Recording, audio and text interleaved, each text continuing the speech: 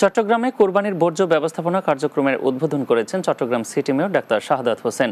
শনিবার দুপুরে নগরের কাজীর দেউরি বিমান অফিসের সামনে থেকে কোরবানির এ কার্যক্রম উদ্বোধন করেন তিনি।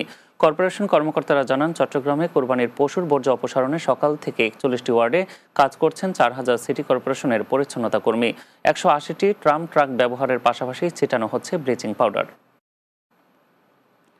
চট্টগ্রামের আনোয়ারায় উপজেলার রায়পুর ইউনিয়নে অগ্নিকাণ্ডে জানে আলম নামে এক ব্যক্তির বসতঘর সম্পূর্ণ পুড়ে গেছে।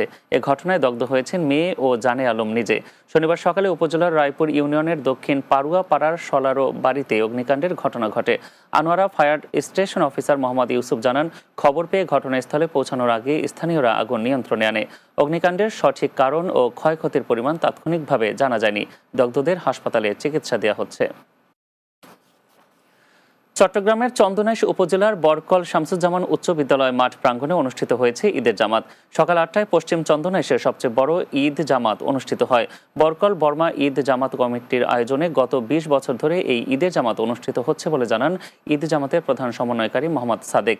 ঈদ জামাতে অংশ নেন জামাত কমিটির সভাপতি মোহাম্মদ দিদারুল রশিদ, সহসভাপতি মোহাম্মদ আসগর হোসেন, সাধারণ সম্পাদক মোহাম্মদ আমিনুল হক রাশেদ সহ সমাজের গণ্যমান্য ব্যক্তিরা।